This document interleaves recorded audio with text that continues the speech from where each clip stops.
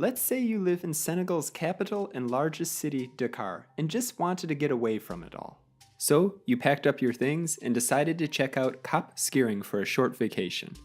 From what I hear, the area has pretty nice beaches and an all-inclusive resort. Well, you could drive the 9.5 hours there, but in doing so would have to cross an international border twice. If you wanted to avoid that, another option would be to take a much longer route, adding another 5 hours to your trip. But why is this? The Gambia, that's why. Right in the middle of Senegal is another country. And if you've ever looked at a map of West Africa and wondered why, well, that's exactly what we'll be exploring in this video.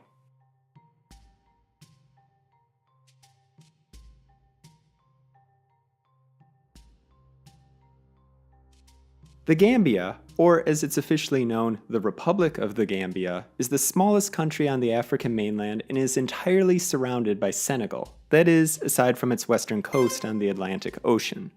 It's named after the Gambia River, and if you have closed captions turned on, you might have noticed something a little unusual here.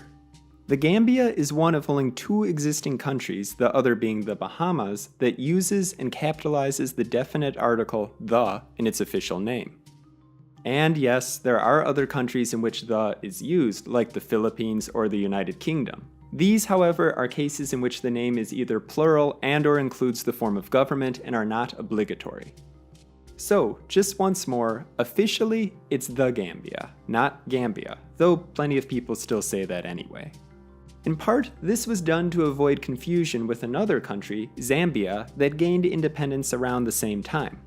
Oh, and random fact here, but I think it's pretty cool the Carthaginian explorer Hanno the Navigator may have reached the Gambia River during an expedition all the way back in the 5th century BC.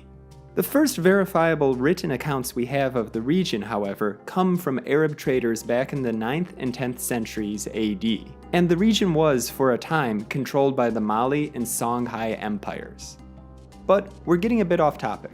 Why does the Gambia exist in the first place? Well, as you might have expected, that answer mostly has to do with colonialism. The Gambia was a British colony, while Senegal was French. Now, that being said, the first Europeans to actually explore the region were the Portuguese, who established trading outposts sometime in the mid-15th century. By the way, there's also a theory the river itself may have gotten its name from the Portuguese word cambio, meaning trade or exchange. Others think it may have come from the Mandinka word cambra or kamba. Still another theory points to the Serer people, who used the term gamba to refer to a bottle gourd that traditionally was beaten to announce the death of a respected individual. Anyway, by the 16th century, the Senegambia region had become an important location in relation to the so-called triangular trade, which saw European nations bring textiles, rum, and other manufactured goods to Africa, which they traded for gold, ivory, and slaves. These were then brought over to the New World and sold in exchange for sugar, tobacco, and cotton, which in turn were then brought back to Europe. In 1659, the French established a fort known as Saint Louis, and shortly thereafter, in 1677, captured the island of Gorée. Soon they exercised control over much of the Senegal River region, while the British set up shop along the Gambia down south. However, during the 7 Years' War, aka the French and Indian War, the British were able to capture Saint Louis and Gorée, thereafter creating the crown colony of Senegambia. London fully intended to keep its foothold in West Africa, but in an often ignored chapter of the American War of Independence, which saw plenty of fighting outside North America, the French were able to recapture Saint Louis in 1779. The Treaty of Versailles and Treaty of Paris in 1783 then gave France effective control of Saint Louis, Ile de Gorée, and the Senegal River region, while Britain retained possession of the Gambia River region. In 1807, the Kingdom of Great Britain abolished the slave trade and tried doing the same in its colonial holdings, including Gambia. Slave ships were intercepted by the Royal Navy, and a number of formerly enslaved peoples were relocated to McCarthy Island, approximately 170 miles or 272 kilometers up the Gambia River, where they were to start their new lives as free men. However, before 1816, Britain's presence was essentially restricted to James Island, modern Kunta Kinte Island, near the mouth of the Gambia River. Later that year, Alexander Grant, the first commandant of what was to become the Gambia Colony and Protectorate, purchased an island from the King of Kombo, a small local kingdom upon which quickly grew the town of Bathurst, now the Gambian capital and largest city, Banjul. However, no sooner had the British acquired Gambia, they began thinking about exchanging it with France.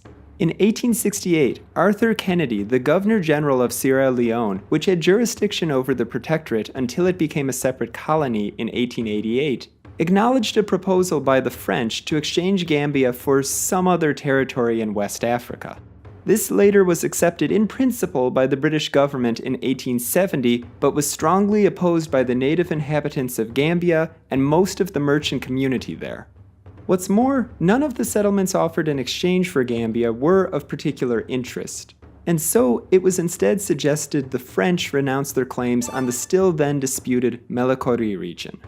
Paris agreed, but nonetheless, following a series of parliamentary debates, the 1870 proposal was essentially dead in the water. In 1874, the French government revisited the matter, again offering to renounce its claims on the Melekori region and even giving some additional concessions in the Ivory Coast. When news of the second proposal got out in mid-1875, however, there was immediate backlash in Bathurst. Negotiations were then delayed and finally suspended in 1876. The notion of exchanging Gambia for, well, something was briefly flirted with one last time in the 1890s, when it was suggested that the territory could be given in exchange for France giving up its fishing rights along the Newfoundland coast. Nothing really came of this, and the West African territory remained in British hands.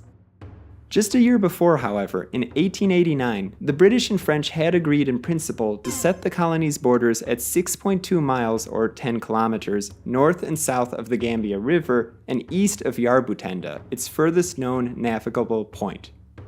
That being said, there is another story which claims the border was demarcated when a British ship made its way down the Gambia River, firing cannonballs off either side and claiming the land that fell within range. Wherever they landed, boom, you had part of the border. This almost certainly is a fabrication, but there is a small nugget of truth here. In 1891, a joint Anglo-French boundary commission set out to map the Gambia's border in further detail. It, however, encountered resistance from local rulers whose land was being divvied up, sometimes right through the middle of an existing kingdom. The Boundary Commission had backup, though, via British ships patrolling the river. Soldiers from 3 warships landed at various points on the riverbank as a hint of what the resistors had to expect in the event of any continued resistance. What's more, the British may have also bombarded the village of Kansala. So, in a way, cannonballs were likely involved in the shaping of the Gambia's colonial borders. Skipping ahead a little bit, Senegal then became independent in 1960 when, alongside French Sudan, it formed the Mali Federation. This lasted for about 2 months before Dakar opted to withdraw from the Federation, while the Gambia gained its independence in 1965. Following this, in 1981, there was a coup attempt by the Gambian Socialist Revolutionary Party, which may have received support from Libya, and disaffected members of the Gambian military against President Dawda Jawara. This eventually was put down after Senegalese forces intervened, and perhaps because of this, the idea of unification gained support.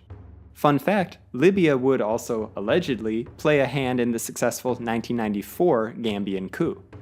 Anyway, in 1982, the two countries did unite, forming the Senegambia Confederation.